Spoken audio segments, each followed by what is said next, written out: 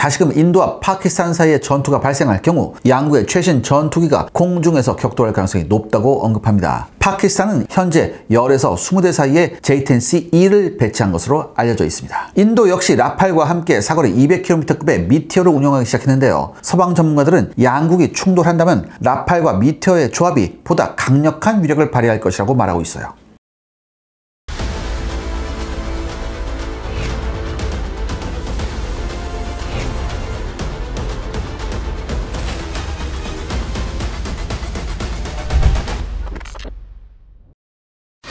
지난 시간 1999년 카길 전쟁의 결과는 어떻게 되었나요?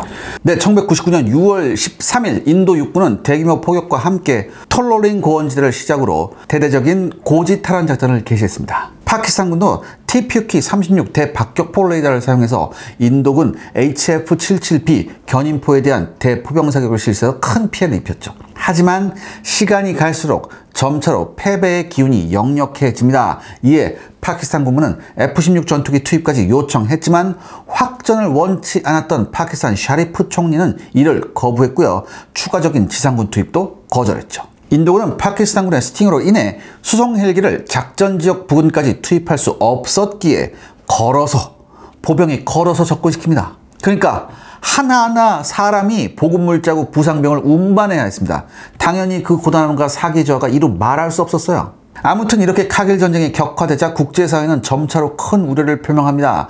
양국 모두가 핵무기를 보유한 국가였고요. 실제 파키스탄과 인도 모두가 국경선 근처에 핵무기를 탑재한 탄도미사일 전력을 전진 배치함으로써 긴장감을 고조시키고 있었기 때문이었죠. 파키스탄은 초기 계획과 달리 점차로 고립되고 있었고요. 심지어 최대 우방국이었던 중국마저도 파키스탄군의 철수를 종용하기 시작합니다. 그래서 파키스탄은요, 국제사회의 명실을 상부한 리더이며 인도에 대해 영향력을 갖춘 미국에 접근해 정치적 합의점을 찾고자 했습니다. 하지만 미국을 방문한 샤리프 총리에게 돌아온 것은요, 신속히 철수하라는 빌 클린턴의 냉랭한 대답뿐이었습니다.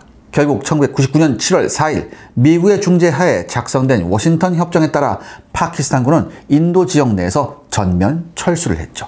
이 전쟁이 우리한테도 영향을 줬다고요? 1999년 카길 전쟁이 끝난 직후 인도군은 핵무기가 있어도 얼마든지 전면전이 일어날 수 있음을 파악하고 대규모 군비 증강 사업을 개시합니다. 먼저 인도는 5,000m 이상의 고산 지역에서는 러시아로부터 도입한 미르-35 공격 헬기가 제대로 작전하지 못한 점에 실망하고 미국으로부터 AH-64E 아파치를 도입했죠. 이어서 고산 지역에서도 비행이 가능한 미국제 CH-47F 치누크 수송 헬기를 도입했고요. 역시 항공무기는 미제라는 것을 인도가 증명해줍니다. 이렇게 인도는 점차로 미국제 무기의 도입을 늘렸고요. 이러한 군사교류의 확대는 결국 미국, 인도, 일본, 호주가 중국에 대응해 만든 전략안보기구인 쿼드 탄생의 배경이 됩니다. 그렇다면 또 다른 교훈은 무엇이었을까요? 산악지역에서는 현실적으로 곡사포의 운영이 불가능했습니다. 자동화 방열 장치를 갖춘 FH-77B 곡사포는 나름 유용했지만 파키스탄군의 대포병 사격에 취약했죠. 그 결과 인도는 고산 지역에서 작전할 수 있으며 적의 대포병 사격을 견딜 수 있는 방어력을 갖춘 자주포를 찾기 시작했습니다. 인도의 차기 자주포 사업에 초대된 여러 후보 중에 마지막으로 남은 것이 바로 우리나라의 K9과 러시아의 무스타 SP 자주포였습니다. 두 경쟁자는 2014년 9월부터 2015년 10월 사이에 인도의 사막과 산악 지형을 오가면서 1년의 가혹한 테스트를 진행했습니다. 그런데 이 테스트 과정에서 우리 K9 자주포는요, 기동성, 속도, 정확성, 발사 속도 등 모든 면에서 러시아 자주포를 압도했습니다. 그리고 인도 육군의 가혹한 내구도 테스트도 모두 통과했죠. 그래서 결국 승리했고 1차로 100대가 발주됐죠. 현재는 추가로 발주된 100대의 양산이 진행되고 있고요. 많은 K9 자주포가 파키스탄 국경지대에 배치되어 있기에 인도 파키스탄 사이에 국지전이 일어난다면 K9 자주포 역시 포격을 개시할 겁니다. 또 다른 무기체계도 있다고 하던데요. 파키스탄군이 보유한 스팅어 맨패즈로 인해 인도군은 정찰기 전투기 그리고 무장 헬기를 상실했고요. 헬기 수송 작전에 엄청난 방해를 받은 바 있었죠. 이에 인도군도 우수한 휴대용 지대공 미사일을 찾기 시작하면서 동시에 노후화된 소련제 쉴카 자주 대공포를 대체할 신형 대공포 사업을 시작합니다. LIG 넥슨은 2010년에 인도의 휴대용 지대공 미사일 사업에 참여해 좋은 평가를 받았지만 결국 수출은 이루어지지 못했죠. 그 이유는요, 우리 신궁의 핵심 부품인 이중대역 적외선 검출기, 그리고 짐벌 베어링과 스핀 베어링, 마지막으로 소형 냉각기라는 이 네 가지 핵심 부품을 전부 러시아에 의존하고 있었기 때문이에요. 그런데 하필 신궁의 경쟁자가 바로 러시아의 이글라였습니다. 우리로서는 부품 도입이 차단될 위험성도 있었고 인도가 원하는 핵심 기술을 제공할 수도 없었었죠. 이에 빡친 LIG 넥슨은요, 이 사건을 계기로 총 450억 원의 자체 예산을 투입해서 그동안의 수입에 의존하던 신궁의 핵심 부품 모두를 2014년에 완전히 국산화하는 데 성공합니다. 덕분에 K-30PO 복합형이 인도 차기 대공포 사업에 참여할 수 있게 됐고요. 2023년 12월에 최초로 54기의 신궁이 루마니아에 수출되기도 했죠. 우리 K-30PO 복합형은요, 러시아 알마즈 안테이사의 퉁구스카 성능 강화형, 그 다음에 KBP 툴루사의 판치르 체계와 경쟁했었고요. 2018년 10월에 인도 차기 대공포 사업의 우선 사업자로 선정이 되었습니다. 하지만 러시아가 강력히 반발함에 따라 사업이 2020년 9월에 완전히 엎어져 버렸죠. 그러다가 2023년 7월에 도입 사업이 재개돼서요, 현재 K-30PO 복합형이 다시금 경쟁하고 있는 중입니다. 이 K-30PO 복합형을 구성하고 있는 신궁 미사일이 완전히 국산화되었고 K-30PO 복합형에 대한 성능 개량 사업도 진행되고 있기에 국내 전문가들은 정치적 문제만 없다면 다시금 우리 K-30PO가 선정될 가능성도 높다고 언급했습니다. 이번에 인도와 파키스탄이 충돌한다면 어떤 형태로 교전이 벌어질까요? 서방 전문가들은 인도와 파키스탄의 충돌이 발생한다면 2019년 2월에 있었던 국지전 형태가 반복될 가능성이 높다고 말하고 있습니다. 2019년 2월 14일 인도의 잠무 카슈미르 지방 경찰학교에서 차량을 이용한 자살폭탄 테러가 발생해서 인도 경찰 36명이 사망합니다. 당연히 인도 당국은 테러의 배후지로 파키스탄을 지목했고 2019년 2월 26일 인도 공군이 1971년 인도 파키스탄 전쟁 이후 48년 만에 국경을 넘어 전투기를 출격시켰죠. 당시 인도 공군은 미라주 2000 전투기 12대를 동원해서 파키스탄 카슈미르주 바라코트 지역에 있는 테러리스트 단체 자이시의 무함마드의 캠프를 향해 한국 공군도 운용 중인 스파이스 2000 유도폭탄 수발을 투하해 300여 명의 사상자가 발생했습니다. 이어 다음 날인 2월 27일에도 인도 공군의 폭격이 이어졌지만 파키스탄 공군도 반격에 나서서 양국 사이에 공중전이 발생했죠. 파키스탄 공군은 F-16 전투기와 AIM-120 암람을 동원해 인도 공군의 미그-21 바이슨과 소이-30 MKI를 격추시켰다고 주장하고 있습니다. 인도는 파키스탄 영토 안에 추락한 미그-21 바이슨의 격추만 인정했고요. 인도 역시 반격해서 파키스탄 공군의 F-16을 격추시켰다고 주장했지만 미국 관리들이 파키스탄의 초청을 받아서 76대의 F-16을 일일이 세워본 결과 손실이 없었음을 확인한 바 있었죠. 그럼 소이-30 MKI 격추는 진실일까요? 파키스탄은 자국 F-16의 공격으로 소이-30 MKI가 인도 영공에서 격추되었다고 발표했고 인도는 이걸 부인했습니다. 하지만 3개월 후 소이-30 MKI가 사고로 손실되었다는 성명을 발표함에 따라 인도 정부가 격추를 은폐했다는 의혹이 나오고 있었죠. 진실은 저 너머였습니다.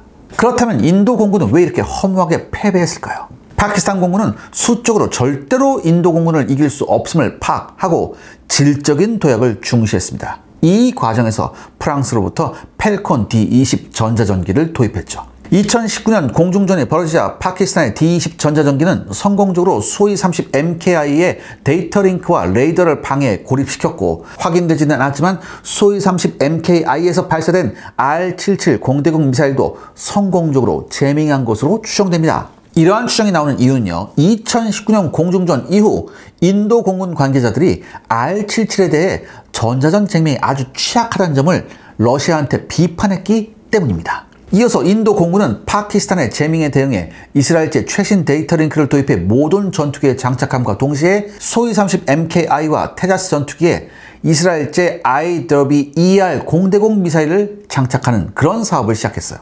무엇보다도 인도는요, 프랑스로부터 라팔 전투기 36대와 함께 서방 최강의 공대공 미사일로 평가받는 미티어를 도입함으로써 러시아제 R-77 공대공 미사일의 한계를 극복하고 있는 중입니다. 제대로 된 전자전기가 없는 우리한테 정말 많은 것을 생각하게 하죠.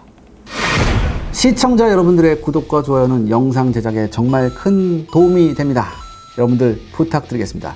구독과 좋아요. 양쪽 모두 신규 도입 전투기가 있는데요. 항공 전문가들은 다시금 인도와 파키스탄 사이에 전투가 발생할 경우 양국의 최신 전투기가 공중에서 격돌할 가능성이 높다고 언급합니다. 파키스탄은 인도 공군력 증강에 대응 2021년 12월에 중국 J-10C 전투기의 수출형인 J-10C-E 25대 도입을 발표했고요. 현재 10에서 20대 사이에 J-10C-E를 배치한 것으로 알려져 있습니다. J-10C-E의 가장 큰 특징은 사거리 200km급의 PL-15 공대공 미사일을 운용할 수 있다는 것인데요. 실제로 이번에 양국의 무력 충돌 가능성이 높아지자 파키스탄 정부는 PL-15의 존재를 적극적으로 홍보하고 있는 중입니다. 인도 역시 라팔과 함께 사거리 200km급의 미티어를 운용하기 시작했는데요. 서방 전문가들은 양국이 충돌한다면 라팔과 미티어의 조합이 보다 강력한 위력을 발휘할 것이라고 말하고 있어요. 그 이유는 PL-15 미사일이 이중 펄스 로켓 모터를 사용해서 제한적인 시간만 추진력을 발휘한 이후 대부분의 비행 과정이 관성으로 이루어졌기 때문입니다. 반면 미티어는 대기 중에 산소를 흡입해서 비행기간 내내 지속적으로 추진력을 발휘, 최종 명중 단계까지도 높은 속도와 기동성을 유지할 수 있기에 훨씬 회피가 어렵기 때문이죠. 또한 파키스탄은 제가 앞서 설명했듯이 우수한 전자전 능력을 자랑했지만 인도는 프랑스로부터 라팔을 도입함으로써 파키스탄과의 기술적 연결을 차단시켜버립니다. 이와 동시에 세계적 수준의 전자전 능력을 가진 이스라엘의 지원을 받아 레이더와 전자전 체계 그리고 데이터 링크를 개량함으로써 파키스탄 공군의 전자전이 더 이상 먹히지 않을 것이라는 분석이 많습니다. 더욱이 인도는요, 라팔과 함께 러시아 우크라이나전에서 큰 활약을 펼치고 있는 스칼프 공대지 미사일을 도입했고요.